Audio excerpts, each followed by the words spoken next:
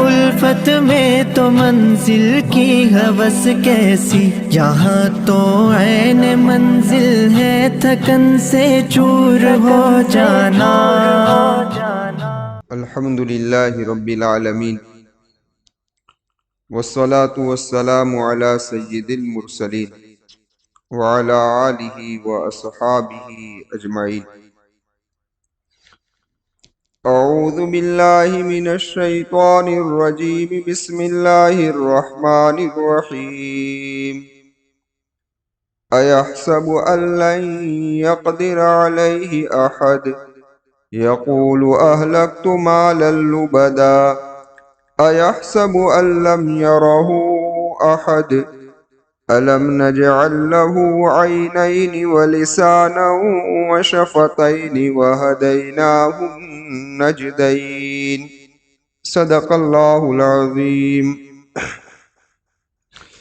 معزز سامعین کرام اور پردہ نشین خواتین، گزشتہ مجلس کے اندر آخر کے اندر ہماری یہ بات ہوئی تھی کہ اللہ تبارک و تعالیٰ نے انسان کو مشقت میں پیدا کیا ہے، تو انسان کو اب ذرا غور کرنا چاہیے، سوچنا چاہیے، فکر کرنی چاہیے کہ جس انسان کی ابتدا سے لے کر انتہا تک مشقت ہی مشقت ہو اور مشقت میں بھرا ہوا ہو، اس انسان کے لیے یہ بات بالکل زیبا نہیں دیتی اور اس کے لیے مناسب بھی نہیں ہے کہ وہ اپنی طاقت اور قوت پر اترائے اور فخر کرے، اور اسی طریقے سے اس انسان کے لیے یہ بات بھی زیبا نہیں دیتی کہ اپنے مال و دولت پر وہ فخر کرے اور تکبر کرے۔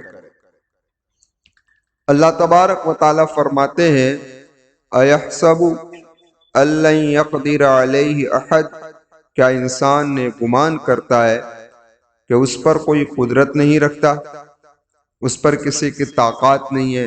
یہ انسان کا کیا یہ گمان ہے؟ اللہ تبارک و تعالیٰ اس آیت کریمہ میں اشارہ کرتے ہیں کہ کیا انسان اپنے آپ کو آزاد سمجھ رہا ہے کہ میں جیسے چاہے ایسے زندگی گزاروں؟ یقول اہلکت مالا لبدا، اور یہ کہتا ہے کہ میں نے بہت سارا مال ہلاک کر دیا۔ ہلاک کرنے کا مطلب یہ ہے یہاں پر کہ میں نے اپنی مرضی کے مطابق بہت سارا مال خرچ کر دیا، شراب نوشی کے اندر، اس طریقے سے اس نے عیاشی کے اندر، بدکاریوں کے اندر، جوؤں کے اندر، اسی طریقے سے باطل رسومات میں، اور خاص طور پر اسلام اور اسلام کی دعوت کو روکنے کے لیے کہ کس طریقے سے یہ اسلام کی فضا کو روکا جائے، اس کے اندر خرچ کر رہا ہے، اور اس خرچ کرنے کے بعد وہ اترا رہا ہے اور یہ کہہ رہا ہے کہ میں نے بہت سارا مال خرچ کر دیا۔ یقول الانسان یقول اہلکتہ مالا لبدا، یہ کہہ رہا ہے بہت سارا مال میں نے خرچ کر دیا۔ اللہ تبارک و تعالی ان آیات کریمہ کے اندر انسان کو یہ سمجھا رہا ہے ایحسب ان لم یرہ احد، کیا کہا؟ ایحسب ان لم یرہ احد، کیا وہ گمان کرتا ہے کہ اسے کوئی دیکھ نہیں رہا؟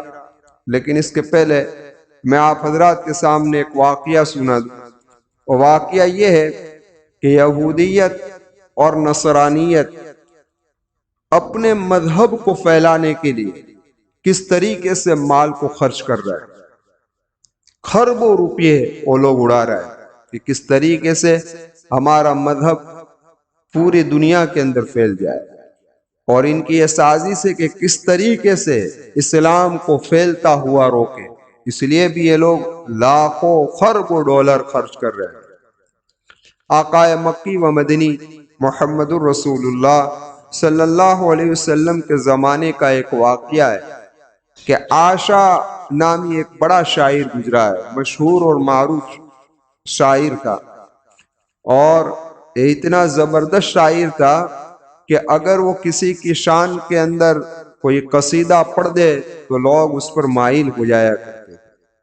یا عائشہ نے جب نبی کریم صلی اللہ علیہ وسلم سے ملاقات کرنا چاہی، مشرکان مکہ سمجھ گئے کہ اگر عائشہ کی ملاقات محمد صلی اللہ علیہ وسلم سے اگر ہو جائے گی اور وہ محمد صلی اللہ علیہ وسلم کی شان کے اندر کوئی قصیدہ کہہ دے گا تو پھر اسلام کو روکنا مشکل ہو جائے گا، اس کے دروازے کو بند کرنا مشکل ہو جائے گا۔ اس لیے کسی بھی طریقے سے عائشہ کی ملاقات محمد رسول اللہ سے ہونی نہیں چاہیے، یہ ان کی کوشش تھی، سازش تھی۔ خیر، یہی عائشہ ایک مرتبہ کسی میلے کے اندر شریک ہوا اور اس زمانے کی کسی غریب کی لڑکیاں تھی لیکن کوئی رشتے نہیں دیتا تھا، یعنی کوئی رشتے کی بات رکھتا نہیں تھا۔ تو اس وقت کسی نے کہا کہ عائشہ کو تیرے گھر پر دعوت دے دے تو پھر تیری لڑکیوں کا رشتہ آئے۔ اس آدمی نے اس عائشہ کو، یہ شاعر بڑا مشہور ہے، تو دعوت دے دی۔ دعوت کے بعد اس عائشہ نے جس آدمی نے کھانے کی دعوت دی تھی اس کی شان کے اندر قصیدہ پڑھا۔ اب جو قصیدہ پڑھا ہے تو بادشاہوں کے گھروں سے رشتے کا پیغام آنے لگا۔ یہ اتنا مشہور شاعر تھا، جس طریقے سے ہندوستان کا شاعر مرزا غالب گزرا ہے، ہاں یہ بھی بہت ہی اونچا شاعر تھا۔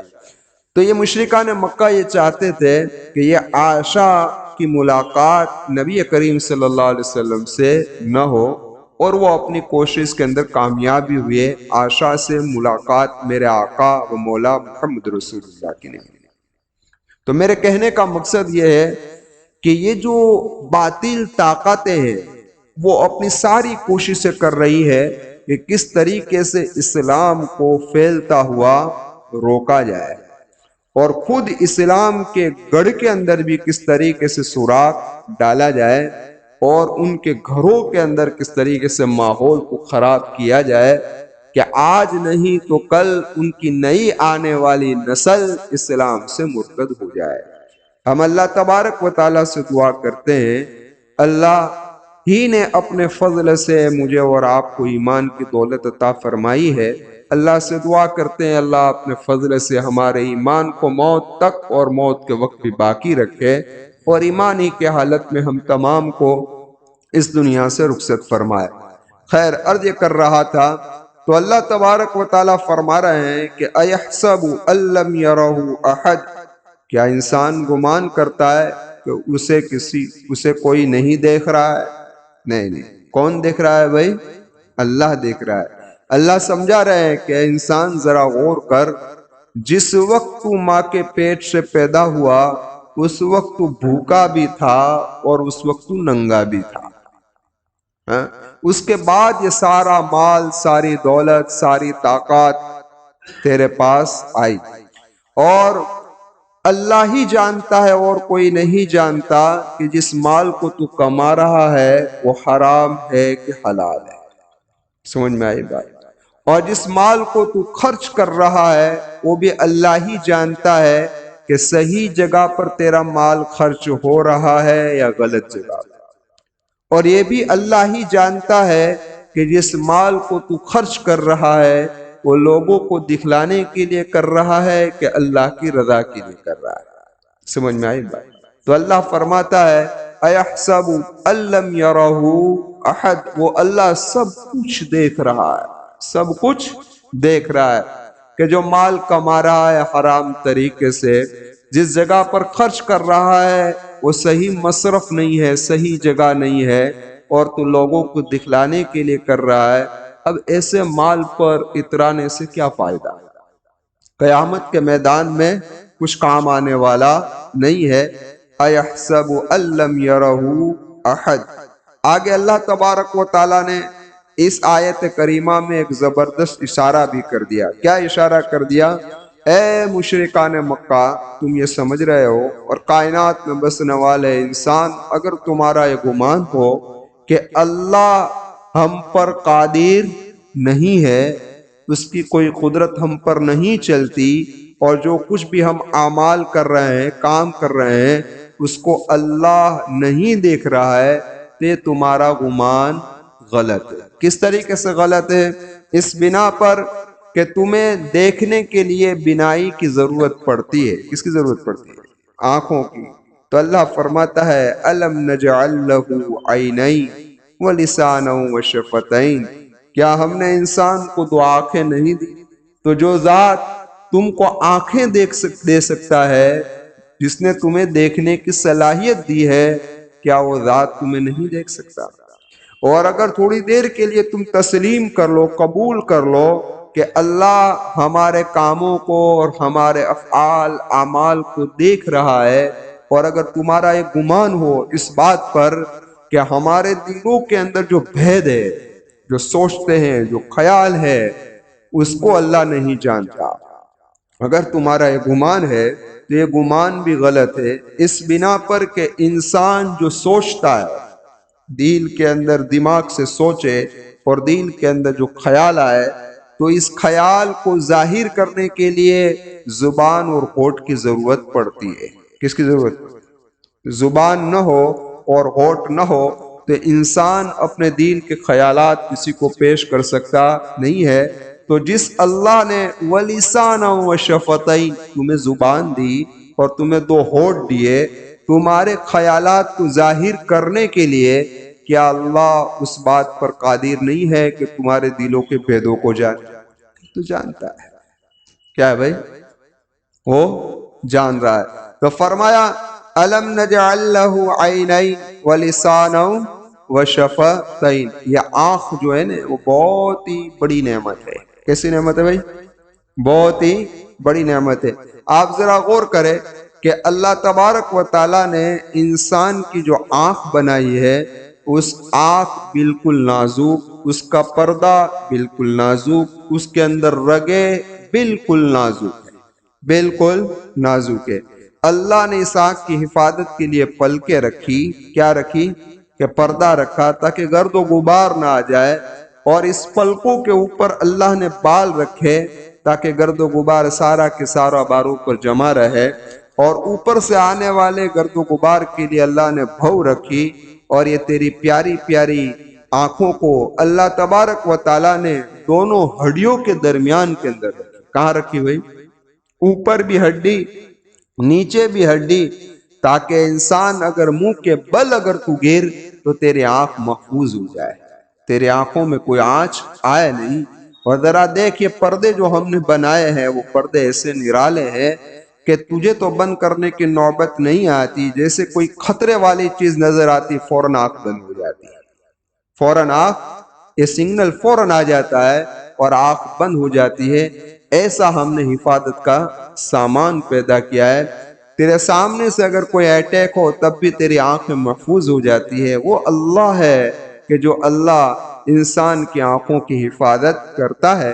فرمایا علم نجعل لہ عینین، آگے اللہ فرما رہا ہے اے کائنات میں بسنے والے انسان، ذرا غور کر، جن لوگوں کو میں نے آنکھیں نہیں دی ہے، ذرا اس کو پوچھ کہ آنکھ کی قیمت کیا ہے؟ آنکھ کی قیمت کیا ہے؟ ذرا اسے تو پوچھ۔ یہ تو اللہ نے یہ دو نعمتیں دی ہے، اس لیے ہمیں اس کی کوئی قدر ہے نہیں، لیکن نابیناؤں سے پوچھو، وہ بیچارہ دیکھنا چاہتا ہے، وہ اپنی ماں کا چہرہ دیکھنا چاہتا ہے لیکن وہ نہیں دیکھ رہا ہے، وہ بیت اللہ کو اپنی نگاہوں سے دیکھنا چاہتا ہے لیکن نہیں دیکھ رہا ہے، وہ قرآن کو اپنی آنکھوں سے دیکھنا چاہتا ہے لیکن نہیں دیکھ رہا ہے۔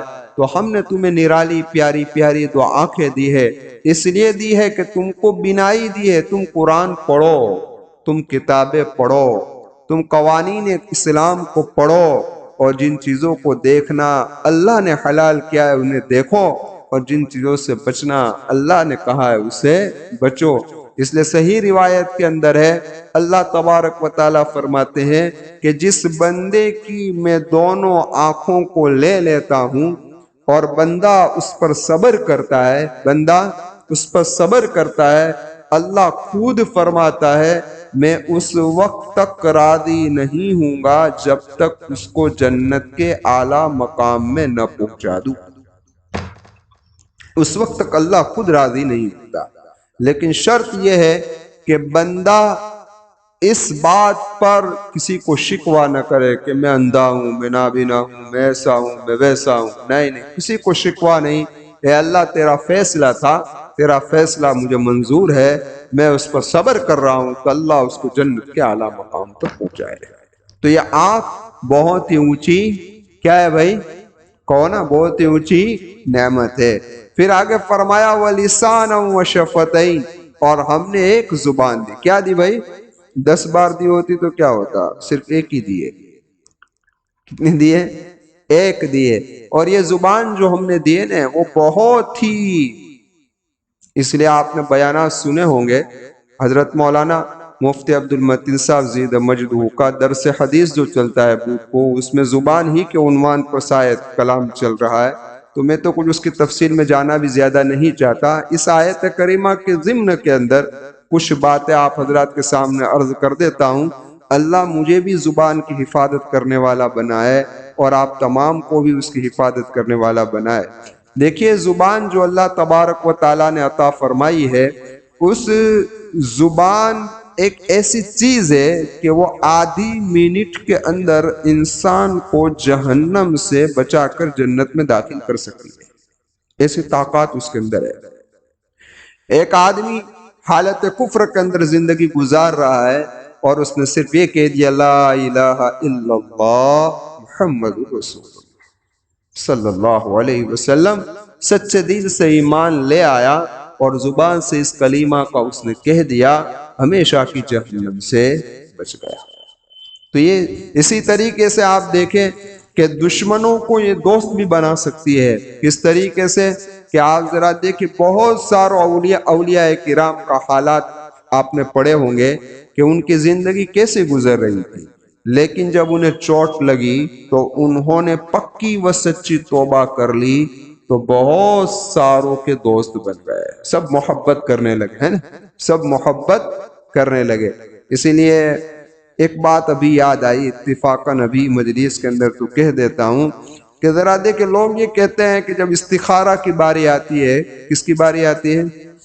کسی کام کے لیے استخارہ کرنا ہوتا ہے تو آدمی بیٹھو کہہ دیتا ہے مولانا تمہیں کرینا کون یا ہمارا جیوان ہوں خبر پڑے یار، ہمارا تو کہیں خبر ایک طرف دل مائل پڑ نہیں تھا، انہیں کسو تھسے نہیں، انہیں کہا تمیج کریں، سب کام مولوی کرے. کیا کرے بھائی؟ نکاح تو کہ مولوی پڑھائے، بچے کو اذان تو کہ مولوی دے، نماز تو کہ مولوی پڑھائے، سب کچھ مولوی کو کرنے کا ہے. ہمارا استخارہ بھی کون کرے؟ مولوی کرے. برابر نے؟ حالانکہ استخارہ کا اصول یہ ہے کہ جس آدمی کو استخارہ جس کام کا کرنا ہے اسے خود کرنا چاہیے. کیا کرنا چاہیے؟ لیکن لوگ کیا کہہ رہے ہیں کہ یار ہمیں تو گنہگار چھے، ہم گنہگار ہیں، ہمیں کچھ آئے گا نہیں.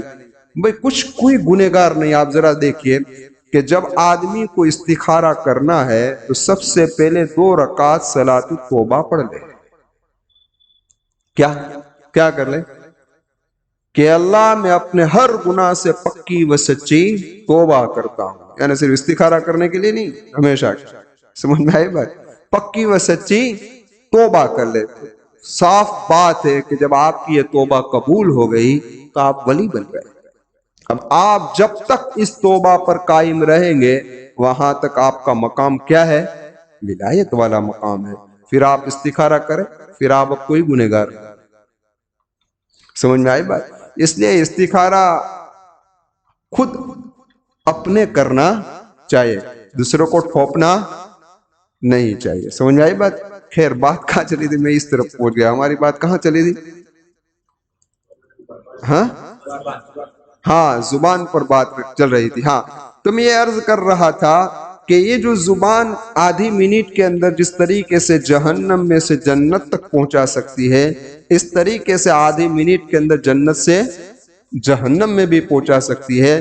کہ اسی زبان سے اگر انسان نے کوئی ایسا کلمہ کہہ دیا جو کلمہ کفر ہے. بہت سارے گیت ایسے ہیں جو کفر یا کلمات والے، لیکن ہمارا نوجوان اسے گنگنا رہا ہے. اور کبھی کبھی غصے کے اندر بھی ایسے کلمات کہہ دیتا ہے، اور کبھی واٹس ایپ میں کامنٹ کے اندر بھی ایسے کلمات لکھ دیتا ہے. وہ یہ سمجھتا ہے کہ تو مذاق ہے نا، لیکن وہ کلمہ کفر ہوتے ہیں اور انسان ایمان سے نکل جاتا ہے. سمجھ میں آئی بات؟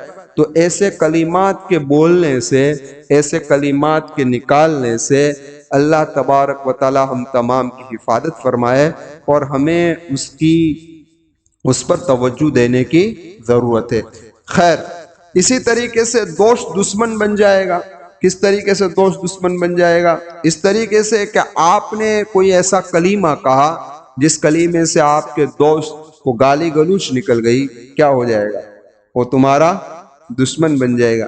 اسی لیے اللہ تبارک و تعالیٰ فرماتے ہیں کہ دیکھو دیکھو، ہم نے جو یہ زبان کے ساتھ جو ہونٹوں کا تذکرہ کیا نا، ایسے ہی نہیں کیا ہے، ایسے ہی نہیں کیا ہے۔ اس بنا پر ایسے نہیں کیا کہ ایک اشارہ تو اللہ یہ کر رہا ہے کہ زبان سے تمہارے لیے الفاظ کو نکلنا ہو تو اس کے لیے ہونٹوں کی مدد کی ضرورت پڑتی ہے۔ بغیر ہونٹوں کے کوئی آدمی با اور واو تو نکال ہی نہیں سکتا، با اور واو تو نکال ہی نہیں سکتا۔ ایک، اس لیے ہم نے یہاں پر تذکرہ ہونٹوں کا بھی کیا۔ دوسرا کہ ہم نے یہ جو زبان دی ہے، وہ زبان ایک تلوار ہے، اور اس تلوار اپنے پر بھی چل سکتی ہے اور یہ تلوار دوسرے پر بھی چل سکتی ہے۔ اس لیے جس طریقے سے تلوار میان میں ہوتی ہے تو محفوظ ہوتی ہے، تو یہ زبان تلوار ہے، اس کا میان یہ دونوں ہونٹ ہے۔ کیا ہے؟ ہاں، یہ دونوں۔ اس لیے بولنے سے پہلے سوچو، ہاں، میان میں سے نکالنے سے پہلے کیا کرو بھائی؟ سوچو۔ آقا مکی و مدنی محمد رسول اللہ صلی اللہ علیہ وسلم کی ایک حدیث ہے، اس کا خلاصہ یہ ہے، ابن آدم، اللہ فرماتا ہے، ابن آدم، میں نے تجھ پر بہت سارے انعامات کیے، ان انعامات سے ایک انعام تو یہ ہے کہ میں نے تجھے 2 آنکھیں دی۔ کیا دی؟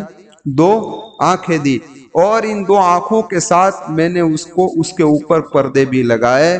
یہ اس بات کی طرف اشارہ ہے کہ میں نے جس چیز کو دیکھنے کے لیے حلال کیا ہے اسے دیکھ، اور اگر تیرے سامنے کوئی ایسی چیز آ جائے جس کو میں نے تیرے لیے حرام کیا ہے تو فوراً پردہ ڈال دے، فوراً پردہ ڈال دے۔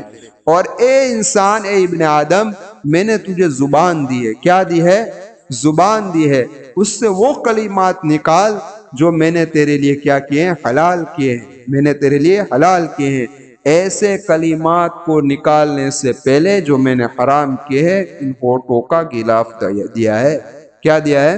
ہونٹوں پر غلاف دیا ہے۔ فوراً کیا کر دے بھائی؟ اس کو بند کر دے۔ لیکن آج میری اور آپ کی زبان کیسی چل رہی ہے وہ ہم سب جانتے ہیں۔ اب دوسرا اشارہ علماء نے یہ لکھا ہے کہ اللہ نے زبان ایک دی اور آنکھیں کتنی دی؟ 2۔ آنکھیں 2 دی۔ یہ اشارہ ہے اس بات کی طرف، دیکھو زیادہ بولو کم۔ سمجھ میں آئی بات؟ دیکھو زیادہ بولو کم، کیونکہ انسان جب دیکھتا ہے تو اچھا بھی دیکھتا ہے اور برا بھی دیکھتا ہے، لیکن جب بولنے کی باری آئے تو اچھا بولو، برا نہ بولو۔ یہ اشارہ ہے۔ آقا مکی و مدنی محمد رسول اللہ صلی اللہ علیہ وسلم کی حدیث کا خلاصہ ہے کہ جو آدمی اللہ پر اور آخرت کے دین پر ایمان رکھتا ہو، اس کو چاہیے کہ خاموش رہے۔ کیا کرے؟ کیا کہے بھائی؟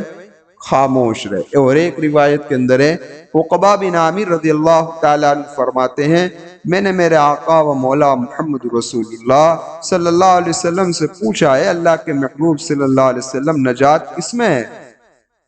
تو کہ اپنی زبان کو، اپنے منہ کو بند رکھو، گھر میں بیٹھے رہو اور تنہائیوں میں اللہ کے سامنے روتے رہو، اپنے گناہوں پر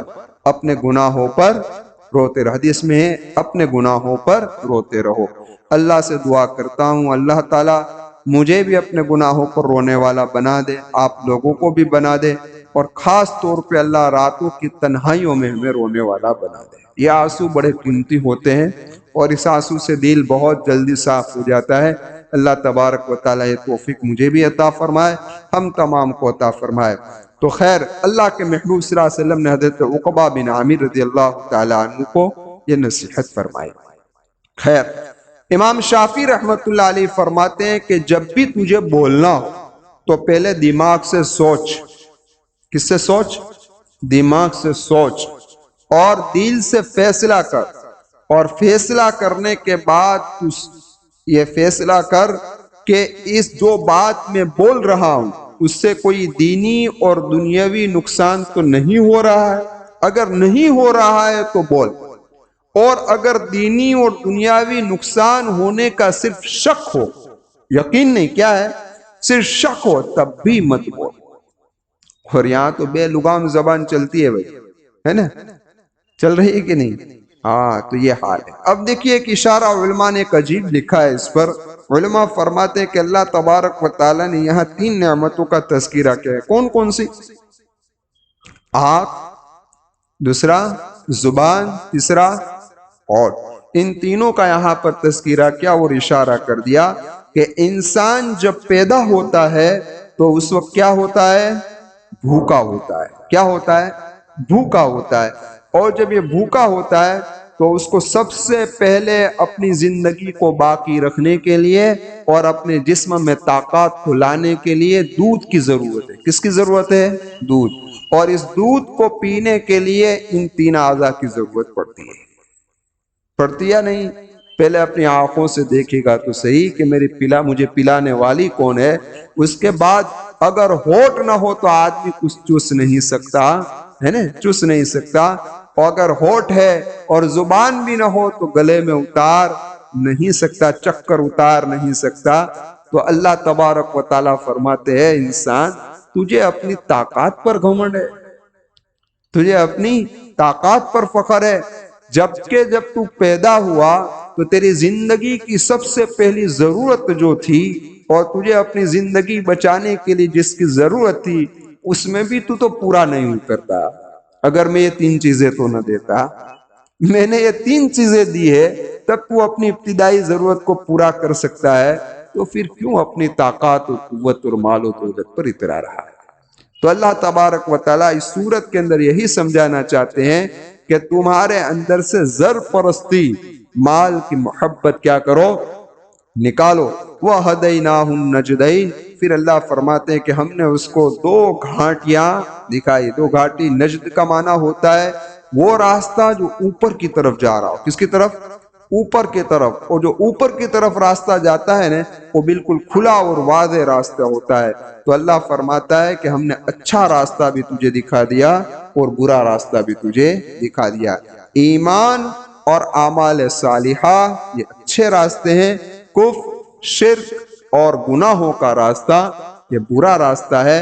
اور فَأَلْهَمَهَا فُجُورَهَا وَتَقْوَاهَا، ہم نے انسان کے اندر فجور بھی رکھا ہے اور تقوی بھی رکھا ہے، یعنی اللہ نے انسان کی پیدائشی کے اندر اچھا مادہ بھی رکھا ہے اور برا مادہ بھی رکھا ہے۔ تو ہم نے ہدایت کا ایک سبب تو تیرے اندر رکھ ہی دیا ہے پیدائشی کے ساتھ، دوسرا انبیاء کرام کو بھیجا، تیسرا ان انبیاء پر کتابوں کو اتارا تاکہ انسان تو اچھے راستے کو اختیار کر اور برے راستے کو چھوڑ۔ اسی لیے اللہ نے فرمایا کہ 2 آنکھیں دی تاکہ تو آنکھوں سے دیکھ، وَلِسَانًا اور زبان سے اقرار کر لے، وَهَدَيْنَاهُ النَّجْدَيْنِ اور اچھے راستے کو اختیار کر لے تاکہ آخرت تیری بن جائے، آخرت تیری کیا ہو جائے؟ بن جائے۔ تو یہ ان آیات کریمہ کا خلاصہ ہے۔ آگے ان اعمال کو بتایا جا رہا ہے کہ جس سے انسان کے دل کے اندر سے مال کی محبت نکلتی ہے اور انسان آخرت میں کامیاب ہوتا ہے۔ تو سورت کے اختتام پر اللہ نیک لوگوں کو کیا دے گا اور برے لوگوں کا انجام کیا ہوگا، اس پر یہ سورت پوری ہوتی ہے۔ جو کچھ کہا گیا اللہ اسے اپنے رحم سے، اپنے فضل سے، اپنے کرم سے قبول فرمائے اور ہم تمام کو عمل کرنے کی توفیق عطا فرمائے۔ اللہم لک الحمد شکرا ولک المن فضلا، اللہم لک الحمد کما انت اہل فصلی وسلم علی محمد کما انت اہل وافعل بنا کما انت اہل فإنک اہل التقوی واہل المغفرہ۔ یا احد الصمد الذی لم یلد ولم یولد ولم یکن له کفوا احد۔ یا حی یا قیوم برحمتک نستغیث، یا حی یا قیوم برحمتک نستغیث، یا حی یا قیوم برحمتک نستغیث۔ لا الہ الا انت سبحانک انی کنت من الظالمین۔ ربنا ظلمنا انفسنا وان لم تغفر لنا وترحمنا لنكونن من الخاسرین ربنا آتنا فی الدنیا حسنہ وفی الآخرۃ حسنہ وقنا عذاب النار رب ارحمہما کما ربیانی صغیرا۔ اے اللہ ہمارے گناہوں کو معاف فرما دے، ہماری مغفرت فرما دے، عذاب قبر سے ہماری حفاظت فرما لے، ایمان کی حالت میں اس دنیا سے رخصت فرمانا، کلمہ لا الہ الا اللہ محمد رسول اللہ کو آخری کلمہ بنا دینا، ہمارے دلوں سے دنیا کی محبت کو نکال دینا اور آخرت کی فکر کو پیدا کر دینا۔ اے میرے رحیم و کریم آقا، تیری رضا والی موت دینا، تیری ناراضگی والی موت سے حفاظت فرما لینا۔ اے اللہ تیری معرفت عطا فرما دے، تیری محبت عطا فرما دے تاکہ اعمال صالحہ کا کرنا آسان ہو جائے۔ اے اللہ تیرا خوف پیدا کر دے تاکہ گناہوں سے بچنا آسان ہو جائے۔ اے اللہ تیری ہی ذات سے مانگنے والا بنا دے، تیرے علاوہ کس طرف ہاتھ پھیلانے سے حفاظت فرما لے۔ اے اللہ آج تک آپ نے ہماری پیشانیوں کی حفاظت فرمائی کہ تیرے علاوہ کسی کے سامنے نہیں جھکی ہے۔ اے اللہ موت تک حفاظت فرما لینا، موت کے وقت بھی حفاظت فرما لینا، اور اللہ بس اسی طریقے سے یہ ہاتھ بھی تیرے علاوہ کسی کے سامنے نہ پھیلے، ایسے شکل و صورت پیدا فرما دینا۔ اے اللہ کسی کا محتاج نہ بنانا، کسی کا محتاج نہ بنانا، کسی کا محتاج نہ بنانا۔ حالات کے بدلنے سے حالات کب بدل جاتے ہیں اے اللہ تو ہی جانتا ہے، تیرے سوا کوئی نہیں جانتا۔ اے میرے رحیم و کریم مولا، ہماری ضرورتوں کو خزانہ غیب سے تو پورا فرما دے، ہماری ضرورتوں کو خزانہ غیب سے تو پورا فرما دے۔ اے اللہ ہمیں قرضوں سے عافیت کے ساتھ نکال دے، عزت کے ساتھ نکال دے، ذلتی والی زندگی سے حفاظت فرما لے، عزت دینے کے بعد ذلیل نہ کرنا، ہدایت کے بعد گمراہ نہ کرنا۔ اے میرے رحیم آقا تیری رضا کے بعد تو ناراض نہ ہونا، تو ناراض نہ ہونا، تو ناراض نہ ہونا۔ اے میرے مولا، اے میرے کریم مولا، ہمارے والدین میں سے جو تیرے پاس پہنچ چکے ہیں ان کی مغفرت فرما دے، ان کی قبروں کو نور سے منور کر دے، جنت الفردوس ان کا ٹھکانہ بنا دے، عذاب قبر سے ان کو محفوظ فرما لے۔ اے اللہ جس طریقے سے ان لوگوں نے دنیا کے اندر ہمیں کوئی تکلیف پہنچنے نہیں دی، اے اللہ آج قبر کے اندھیروں میں پہنچ چکے ہیں، اے اللہ ان کو قبروں میں کوئی تکلیف نہ ہو ایسے شکل و صورت پیدا فرما دے۔ اے اللہ ہم ان کے احسانات کا بدلہ نہیں دے سکتے، اے اللہ پوری زندگی بھر ہم لاکھوں کام کر لیں لیکن ان کے احسانات کا بدلہ ہم نہیں دے سکتے۔ اے میرے رحیم و کریم آقا، ان گنہگاروں کی آپ آواز کو سن لیجئے اور ان کی قبروں کو نور سے منور کر دیجئے۔ اے اللہ وہ منتظر ہے کہ میری اولاد کی طرف سے کچھ تحفہ آ جائے، اے اللہ آج ہماری طرف سے ان کی مغفرت کا تحفہ پہنچا دے، اور اے اللہ ان کی قبروں کو نور سے منور فرما دے، جنت الفردوس میں اعلیٰ مقام نصیب فرما دے۔ اے اللہ جن کے والدین حیات ہے اللہ ان کی قدر کرنے کی توفیق عطا فرما دے، ان کی عمروں میں عافیت، عزت و صحت کے ساتھ برکت عطا فرما دے۔ اے اللہ ان کی دعاؤں میں ان کا حصہ بنا دے۔ اے اللہ دعا ماں باپ کی کیا ہے وہ تو ہی جانتا ہے، تیرے سوا کوئی نہیں جانتا۔ ماں باپ سے بہتر مخلص دعا کوئی نہیں دے سکتا، جس کے اندر نہ کوئی ریا ہوتی ہے نہ دکھانا مقصود ہوتا ہے۔ اے میرے اللہ اس نعمت کی قدر تو وہی کرتا ہے جو انہیں پہچانتا ہے، جو انہیں پہچانتا ہے۔ اے میرے رحیم و کریم مولا، ہے میرے رحیم و کریم مولا، جن کے والدین حیات ہے ان کی عمروں میں برکت عطا فرما دے۔ اے اللہ ہماری اولاد کو نیک و صالح بنا، دین کے داعی بنا، متقی اور پرہیزگار بنا۔ ارتداد کی فضا چل رہی ہے، اے اللہ مرتد ہونے سے بچا لینا، ہماری نسلوں کو مرتد ہونے سے بچا لینا۔ اے میرے اللہ یہ پھر رمضان المبارک قریب ہے، 4 مہینے باقی ہے، اے اللہ ہماری عمروں میں عافیت، عزت و صحت کے ساتھ برکتیں دے دے اور ہمیں رمضان نصیب فرما دے اور رمضان کی قدر کرنے کی توفیق دے دینا۔ اے اللہ گزشتہ رمضان کیسا گزرا ہے تو ہی جانتا ہے، میرے اللہ تو ہی جانتا ہے، میرے اللہ تو ہی جانتا ہے کن کن گھروں سے جنازے اٹھے ہیں، کن کن گھروں سے جنازے اٹھے ہیں۔ اے اللہ نہ سحری کے رہے نہ افطاری کے رہے، ہسپتالوں کے اندر کئی کئی روزے رہے، اے میرے مولا تو رحم فرما دینا، تو کرم فرما دینا، اور عافیت عزت و صحت کے ساتھ ہمیں رمضان المبارک نصیب فرما دینا، اور اس رمضان کی قدر کرنے کی توفیق عطا فرما دینا۔ اے اللہ ہمارے متعلقین میں سے جو تیرے پاس پہنچ چکے ہیں، اللہ ان کی مغفرت کر دے، ان کی قبروں کو نور سے منور کر دے، اور تمام مرحومین کی مغفرت کر دے، تمام زندوں کی مغفرت کر دے، تمام مردوں کی مغفرت کر دے۔ یہ مجمع یہاں بیٹھا ہے، اے اللہ، اور اس بیان کو اور اس تفسیر کو جو بھی سنے، اس کی جو بھی حاجت ضرورت ہو، اے اللہ اپنی خزانہ غیب سے اس کی جائز حاجت و ضرورت کو پورا فرما دے، اور ان کی مشکلات کو آسان فرما دے۔ اے اللہ ان کی تمناؤں کو پوری فرما دے۔ اے اللہ یہ جو تفسیر ہو رہی ہے تو اپنے رحم سے قبول فرما لینا۔ آج تک جو کچھ ہوا اے اللہ تیرے ہی فضل سے ہوا ہے، موت تک جو ہوگا وہ بھی تیرے ہی فضل سے ہوگا، تیرے ہی کرم سے ہوگا۔ اے اللہ آپ ہی نے توفیق عطا فرمائی ہے، اب آپ ہی اسے قبول کر لینا، اور ہماری نجات کا ذریعہ بنا دینا، ہماری نجات کا ذریعہ بنا دینا، ہماری نجات کا ذریعہ بنا دینا۔ اور اے اللہ قیامت تک یہ سلسلہ جاری رہے، ایسی شکل و صورت پیدا فرما دینا، ایسی شکل و صورت پیدا فرما دینا۔ ان اللہ و ملائکتہ یصلون علی النبی یا ایھا الذین آمنوا صلوا علیہ وسلموا تسلیما۔ اللہم صل علی محمد کل ما ذکرہ الذاکرون وصل علی محمد کل ما غفل عن ذکرہ الغافلون برحمتک۔